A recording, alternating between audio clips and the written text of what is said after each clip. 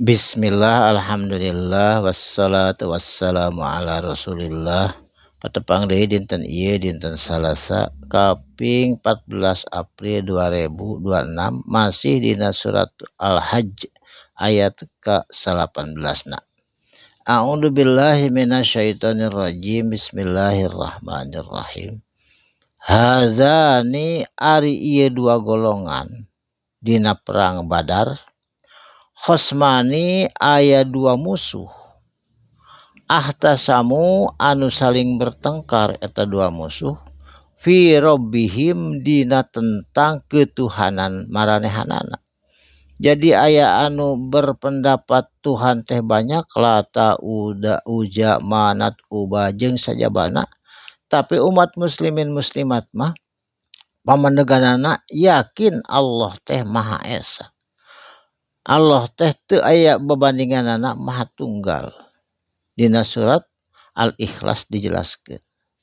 Saterasna, falladzina kafaru mangka ari jama-jama kafir anu menyembah berhala, anu menyembah makhluk Allah.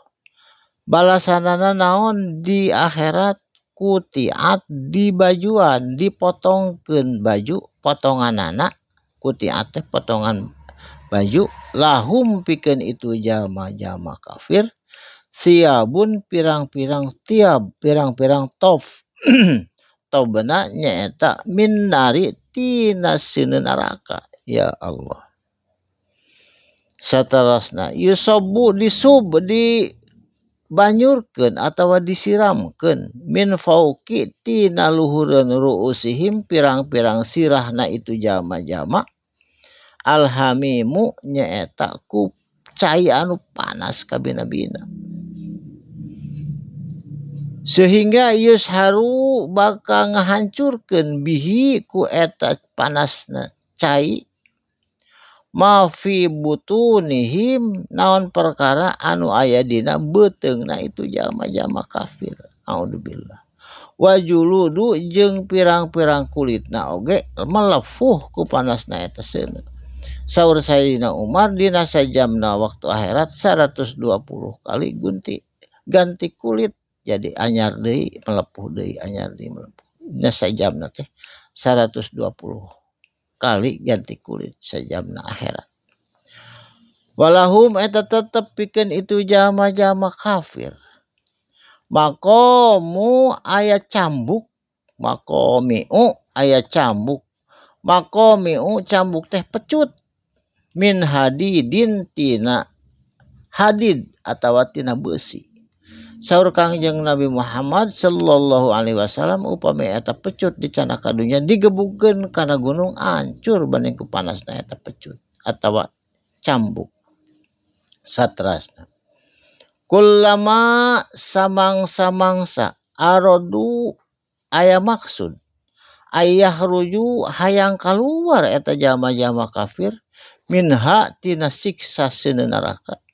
Minogomi tina teu kuat ku tegratna sangsarana panasna. Rek kaluar rek kabur. Itu mangka dibalikeun deui ku para malaikat pihak kana eta sieun neraka jahanam. Bari pok waduku rasakeun ku anjeun ada balharik tina naon siksa hariki anu membakar kana badan. Ya Allah, teu tiasa kabur.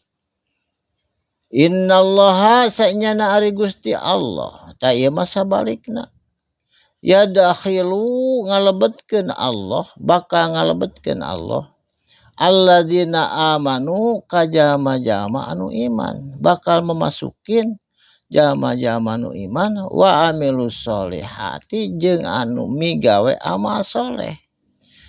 Kamana jannatin kana pirang-pirang sawargana Allah. Jadi lain nu iman nungkul anu kudu dilebetkeun kana neraka jahanam. Enak kana sawargana Allah teh nyaeta kedah bari amal soleh. Termasuk salat, zakat, puasa jeung sajabana. Eta amal soleh. Iman bari amal soleh balasanana jannatin nyaeta sawargana Allah. Pirang-pirang sawargana Allah seueur berarti sawarga teh. Tajari anu ngocor ngalir min tahtiha tina hanapun itu sawargana Allah patamanan sabarga tina pepohonanana naon anharu pirang-pirang sungai atau walungan susukan aya susukan madu susukan susu susukan air tawar susukan arak-arak oge engke mah teu diharamkeun di akhirat yuhallauna jeung dipakekeun perhiasan ku Allah fiha dina eta sawargana Allah min asawiro tina pirang-pirang gelang engke mah digelang ge teu haram make min zahabi tina emas tuh tina emas lalaki ge teu haram engke mah nganggo emas walu'luan jeung pirang-pirang mutiara walibasa jeung walibasuhum jeung dianggokeun ku Allahum ka itu pendudukna sawarga na Allah fiha dina eta sawargana Allah harirun nyaeta ku baju tina sutra anu halus. Jadi engke mah di akhirat arak teu haram, emas-emasan dianggo ku lalaki teu haram, mutiara ge teu haram, oge nganggo acuk tina harirun tina sutra anu lembut oge da teu haram. Di akhirat mah teu aya paharaman. Sadayana ge halal disadiakeun ku Allah Subhanahu wa taala. Barakallahu li wa lakum mugi aya manfaatna insyaallah patepang di dinten anjing dina waktos anu sami. Shadaqallahul azim. Wassalamu alaikum warahmatullahi wabarakatuh.